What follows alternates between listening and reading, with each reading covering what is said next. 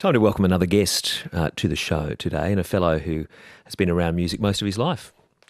Was one of the founding members of the Birthday Party and went on to play with the Bad Seeds for many, many years, and has collaborated for many years with PJ Harvey, was a co-producer on her album that took out the Mercury Music Prize last year, Let England Shake, and has been a solo recorder for quite a number of years as well. Let's welcome to Mick Harvey. Hello. Hi, Robbie. Thanks for coming in, Mick. You've come with a guitar. I was instructed to bring a guitar, yeah, if that's what you mean. Yes, you were told in no uncertain terms, bring a guitar. It could have been any number of instruments, though. You have a tendency to be... A grand piano? No, not easy. You're competent on most instruments, aren't you? No, not lot? really. No, it's Some? it's all smoke and mirrors. A few? It's just guitar, and I can kind of play guitar and drums if I put my mind to it, but everything else is kind of... yeah, like I said, You seem to. I can kind of. I'm confident enough to kind of risk trying to play an instrument that I don't really know how to play properly, and which makes people think that I know what I'm doing. Well, I guess that brings me to the point, though, is how you approach an instrument. The idea that if you're not a master of it, you can still use it. Yeah, exactly. I mean, they're just things that emanate some kind of a sound. So, ultimately, that's the way a lot of people do use them, so that I know as well. I think I began as a guitar player, and I used to always be the one who'd get assigned the instrument that everyone else was too scared to have a go at, and for some reason I was always stupid enough to say, oh, all right, I'll do it. And so I ended up having, a kind of knowledge and understanding of quite a lot of instruments.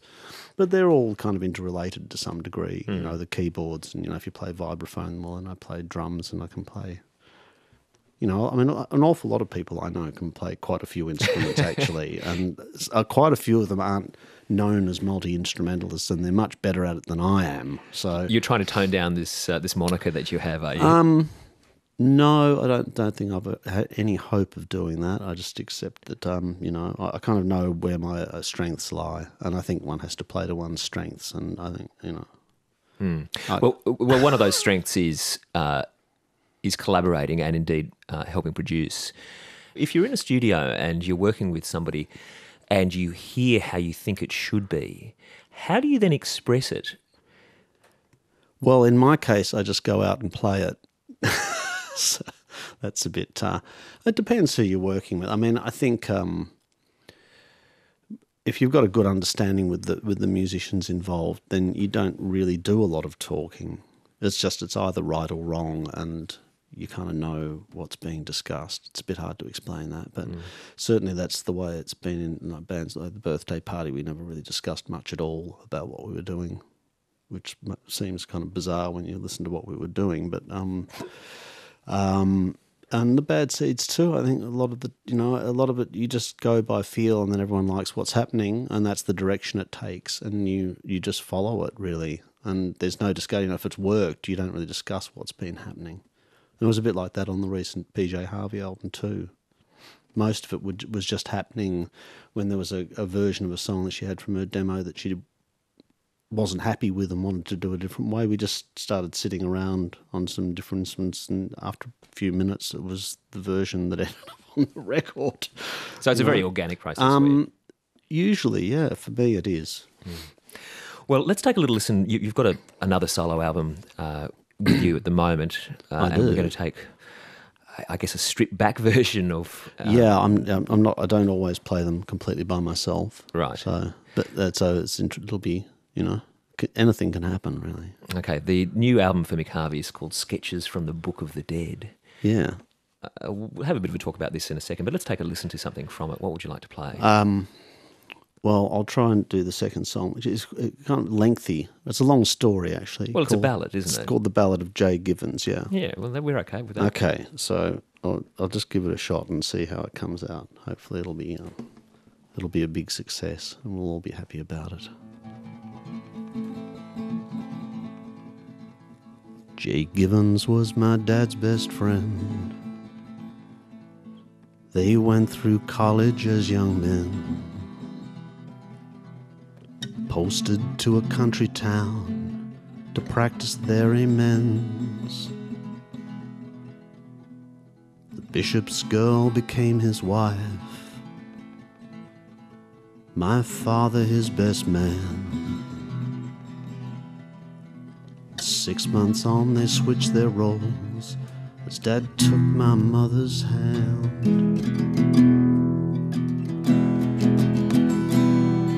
In a paddock by a tree perhaps, patchy sunlight filtering through,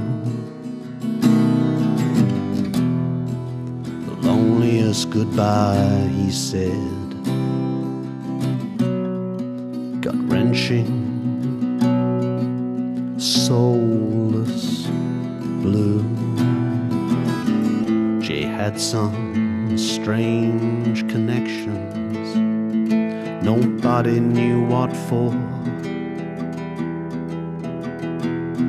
There was money changing hands, they said, no one knew the score. They travelled back to Kangaroo Flat, picked up the mail that day. The station master loaned Jay his gun, well that's just the country way.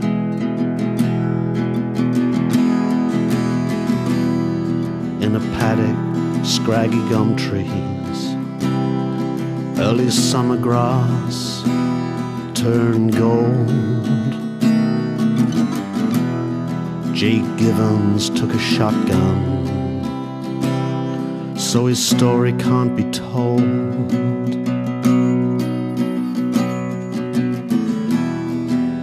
Come back,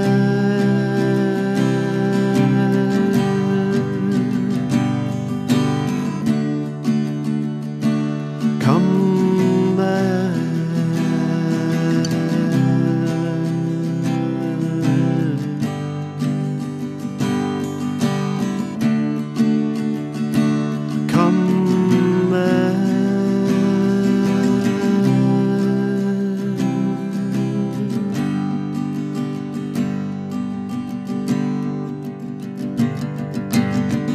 So what's to learn about him now? Years blow the dust away,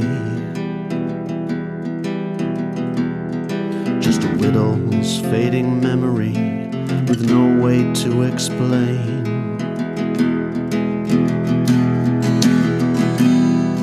In a paddock filled with headstones, cypress trees among the gums, Jay Givens lies at peace now, forgotten, pointless, dumb. Oh, Jay Givens, it's forbidden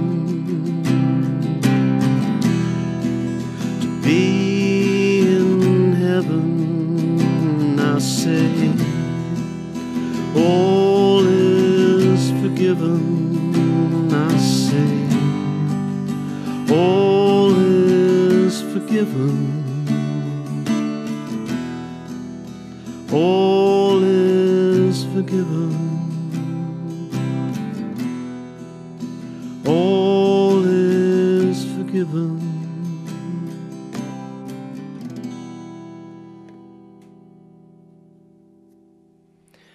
Mick Harvey playing for you in the studio today, and the Ballad of Jay Givens from his latest solo album, Sketches from the Book of the Dead. I noticed in that song and on the cover of the album you evoke an Australian bush Well, there sentiment. is, particularly in that song, actually the gum trees. The cover of that album is kind of relates to two of the songs on the album. Not all of them have an Australian Right. aspect or feel to them, but that one does because it's sort of set in an Australian location, etc. And it's actually part of the idea, of the cover.